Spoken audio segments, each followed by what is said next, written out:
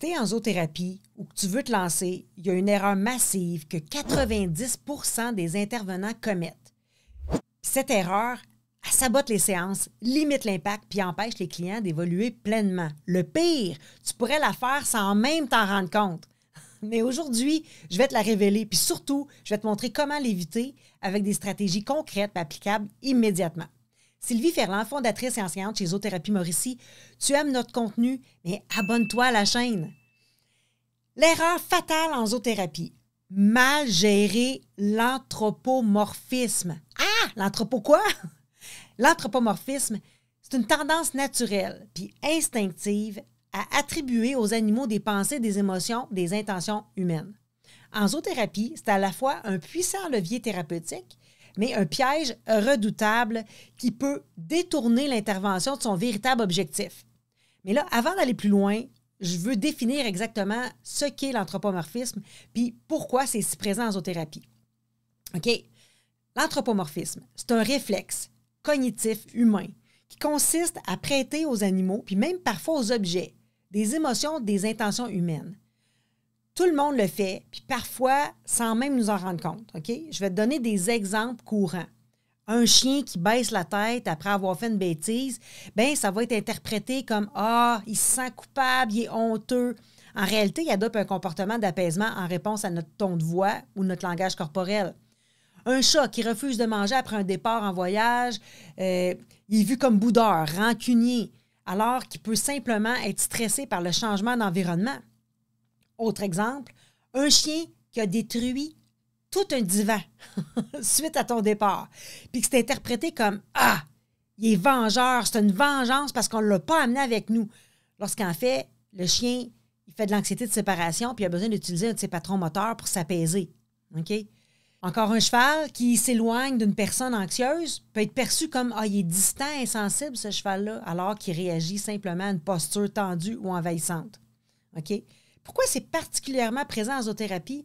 Bien, parce que l'anthropomorphisme, ça crée un lien émotionnel puissant entre l'humain et l'animal. Ça permet au client d'interpréter ce qu'il vit avec l'animal à travers son propre prisme émotionnel. Ça, c'est une clé au monde intérieur de ton client. Hein? C'est un accès à son monde intérieur. Mais pourquoi ça pourrait devenir un problème si c'est mal géré? Bien, écoute, mal utilisé, l'anthropomorphisme, ça déforme la perception du client et l'empêche d'évoluer. OK? L'intervenant risque d'alimenter des illusions ou au contraire, casser brutalement une projection sans accompagner la réflexion du client. Alors là, si tu valides trop facilement les projections du client, les anthropomorphismes qu'il fait au sujet de ton animal d'intervention, bien, il reste enfermé dans ses propres illusions puis il ne progresse pas émotionnellement. Mais si tu le corriges trop vite en expliquant le vrai comportement de l'animal, la signification objective, réelle, bien, tu coupes court à une exploration émotionnelle essentielle. Puis ça risque, dans le fond, tu risques d'adopter une posture d'enseignant plutôt que d'accompagnant. Puis l'objectif en zoothérapie, c'est pas d'éduquer le client sur la psychologie puis le comportement animal, mais c'est d'utiliser l'animal comme un catalyseur de prise de conscience. Fait que la clé, utiliser l'anthropomorphisme intelligemment pour transformer chaque projection du client en un levier de croissance personnelle. OK? Maintenant, on va voir en détail différents aspects de ce danger-là, d'une mauvaise gestion de l'anthropomorphisme, puis comment les contourner efficacement. Alors, numéro 1, en fait, une des mauvaises gestions, bien, tu renforces une illusion au lieu d'aider le client à se comprendre. OK, pourquoi c'est un problème? Bien, quand le client projette une intention, une émotion humaine sur ton chien, par exemple, on va parler de chien, bien, souvent, il exprime un besoin inconscient ou une blessure émotionnelle non exprimée. Exemple, le client qui dit « Ah, en parlant de ton chien, hey, il m'aime vraiment, lui. Il me comprend mieux que les humains. » Mais là, si on valide cette idée-là, sans aller plus loin, notre client risque de s'attacher à notre animal de façon sélective pour répondre à ses besoins affectifs, mais sans apprendre à développer des relations humaines sécurisantes. Puis à se questionner aussi sur ses relations, sur les relations qu'il vit, puis comment il peut les améliorer. Qu'est-ce qu'on peut faire? Bien, poser des questions ouvertes. Comment te sens-tu quand il est avec toi?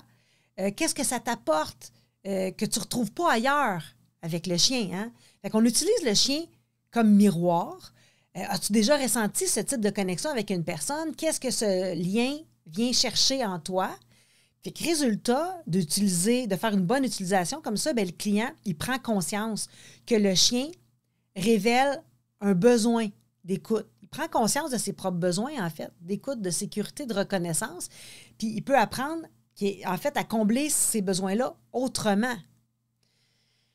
Maintenant, une autre façon négative, si je peux dire ça, qui est problématique de gestion de l'anthropomorphisme, bien, renforcer une mauvaise interprétation du comportement de l'animal. Exemple, un chien s'éloigne après quelques minutes de contact avec le client, puis le client dit hey, « Même le chien, il ne veut pas rester avec moi. » Mais là, si tu restes dans cette lecture-là, tu renforces un sentiment de rejet déjà présent chez le client. OK? Qu'est-ce qu'on fait? Bien, on garde une posture neutre, bienveillante, puis plutôt de questionner bien, comment tu te sens quand le chien s'éloigne comme ça? C'est-tu quelque chose que tu vis souvent, puis dans quel contexte? Puis reviens à des observations concrètes. Tu sais, j'ai remarqué qu'il fait ça souvent après quelques minutes. Tu sais, comment tu interprètes ça? Puis vraiment, si la personne elle a des difficultés à avoir des prises de conscience, bien, on peut clairement se servir de l'anthropomorphisme pour la faire se sentir mieux. Oh non, le chien, il est fatigué, en sachant qu'il n'est pas nécessairement fatigué. Mais on va aller s'en servir d'une autre façon. Fait que résultat, le client prend du recul, il distingue ce qui vient de lui puis ce qui relève du comportement spontané du chien. Fait que tu ouvres un espace pour restructurer sa perception. Un autre piège, en fait, c'est de te laisser toi-même piéger par tes propres projections. Et pourquoi c'est un problème? En tant qu'intervenant, tu n'es pas à l'abri d'avoir toi-même des projections sur ton animal d'intervention, puis si tu crois que ton chien ressent tout, comprend tout, que ton chien s'adapte magiquement à chaque client, écoute, tu risques de surestimer son rôle, de mal lire ses signaux, puis de manquer de nuances vraiment importantes. Fait exemple, tu dis de ton chien, il sait toujours qui a besoin de lui. Bien, ça te place dans une posture passive. Tu délègues inconsciemment une part de ton rôle à l'animal. Qu'est-ce qui est mieux de faire? Bien, c'est de rester observateur, curieux du comportement de notre animal, puis se poser des questions. Est-ce que j'interprète ce comportement-là à travers mon lien affectif? Est-ce que j'ai des preuves objectives de ça? Parce que rappelle-toi, ton chien n'est pas le thérapeute. Il n'est pas thérapeute. C'est toi l'intervenant. L'animal, c'est un facilitateur, un miroir, un catalyseur. Mais tu demeures le pilier de l'accompagnement. Fait que résultat, tu gardes ton discernement, tu protèges l'intégrité de l'intervention, puis tu donnes à ton client un accompagnement professionnel puis profondément humain. Là, je vais te raconter un exemple, un exemple réel de la vraie vie vécue. Une intervenante, dont je vais taire le nom, écoute, cette intervenante-là, elle avait un client dont l'hygiène personnelle était très négligée puis qui sentait particulièrement mauvais, ce client-là. Puis son chien semblait éviter le client. Bon, l'intervenante a alors conclu « Hey, écoute Sylvie, même mon chien n'est pas capable de le sentir, pauvre lui. Je ne peux pas lui imposer ça là, à mon chien. Fait que j'évite le client dans la résidence. Écoute, là, je le contourne puis je vais faire d'autres, je ne vais pas le voir. » Et ce genre d'interprétation-là, bon, c'est gros, tu vas me dire, là, mais ça te permet de comprendre, je suis sûre. Ce genre d'interprétation-là, c'est entièrement humain. Ça ne reflète absolument pas la réalité émotionnelle ou intentionnelle du chien. Bon, ce faisant, là, l'intervenante renforce sans le vouloir le sentiment de rejet du client, hein, qui probablement ressent ça déjà au quotidien. Fait que ce type de jugement-là vient amplifier son sentiment d'être ostracisé, puis ça aggrave son état émotionnel. Hein? Alors, comment rester objectif? Bien, prends du recul sur ta relation avec l'animal. Demande-toi si tu interprètes son comportement selon tes propres attentes. OK? Puis fais appel à d'autres intervenants pour challenger tes perceptions, avoir un regard extérieur qui peut t'aider aussi à identifier tes propres biais.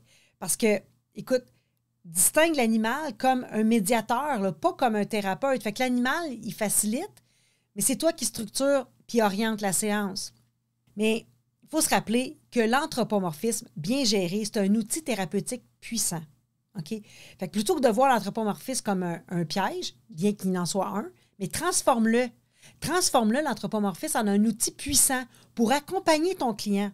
Fait que accueille les projections du client, mais guide-les avec intelligence.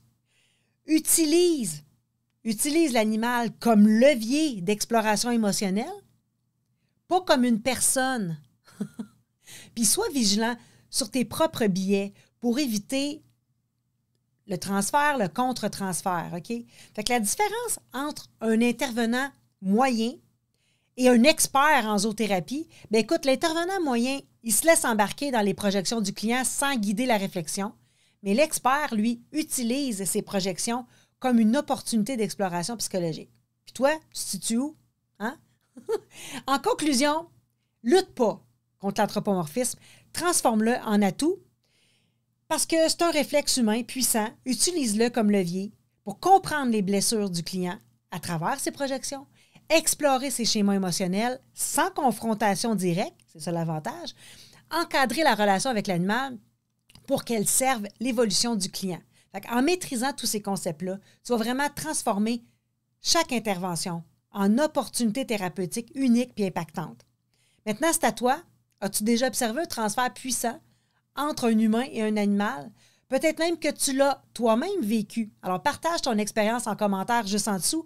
Puis, parce qu'écoute, c'est en affinant notre approche qu'on devient des intervenants d'exception. Alors, je te dis à très bientôt.